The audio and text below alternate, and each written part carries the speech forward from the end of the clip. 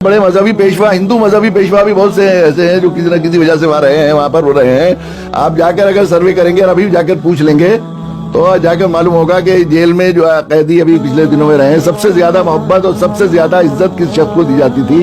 تو میں اپنے منہ سے نہیں کہہ رہا ہوں، پر میری بات نہیں، میں اس حلیے کی بات کہہ رہا ہوں. انہیں میرے اندر کیا ہے اس کا تو کچھ نہیں معلوم نہیں تھا، نہ میں نے انہیں پڑھایا ہے، نہ میں نے ان کے سامنے کوئی خاص تقریر کی ہے، نہ کچھ کیا ہے. بس یہ دیکھ کر یہ اولیاء اور یہ مولانا صاحب ہیں، بس اس طرح سے سمجھتے تھے. حضرت صاحب کہتے تھے لوگ، وہ یہ تھے اے ٹی ایس والے جو ایجنسی ریمانڈ پر، شروع میں افسروں نے دیکھ کر یہ کہہ دیا تھا حضرت صاحب ہم آپ کے مقام کو سمجھتے ہیں اور آپ کے معزز آدمی. یہاں سے بلکہ گرفتار کیا تھا تبھی انہوں نے جو ہوتا اس نے یہ کہہ دیا تھا کہ ہم جانتے ہیں آپ معزز آدمی ہیں، ہم آپ کے ساتھ کوئی ایسا رویہ تھوڑے کر سکیں گے. آپ کا ایسے دیکھ کر اسے کیا معلوم معزز آدمی ہے کہاں سے ہو گیا ہے. پولیس والے تھے وہ تو ایک مجرم سمجھ کے پکڑ کے لے جا رہے تھے.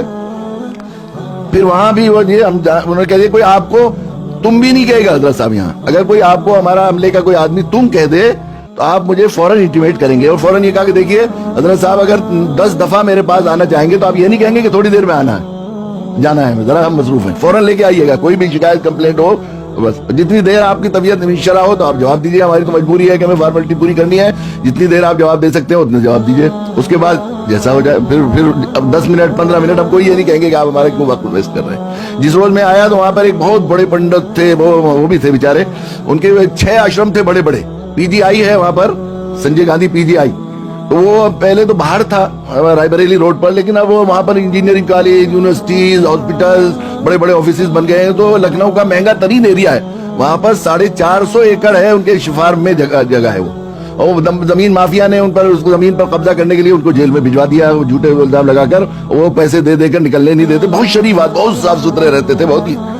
جب میں آ رہا تھا جس روز قید سے نکل کر، اس روز وہ جو ہے پولیس والوں سے کہا ہم بھی حضرت صاحب سے بھیٹ کر لیں. تو پولیس والے بھی ان کا احترام کرتے ہیں کہ بڑے آدمی ہیں اپنے مذہب کے. تو وہ آئے اور آ کے کہنے لگے مولانا صاحب دیکھیے ایک تو جن کی رہائی ہوتی ہے، ایک جگ کی رہائی ہوتی ہے. جن تو روز جاتے رہتے ہیں، مجھے آج ایسا لگ رہا ہے جیسے جگ رہا ہو رہا ہے. اور مجھے آپ سے کوئی چاپلوسی کی بات نہیں کرنی، مجھے کچھ لینا نہیں آپ سے. میں سچ بات یہ بات کہہ رہا ہوں کہ اگر میری رہائی ہوتی تو مجھے اتنی خوشی نہیں ہوتی جتنی آپ کی رہائی کی خوشی ہو رہی.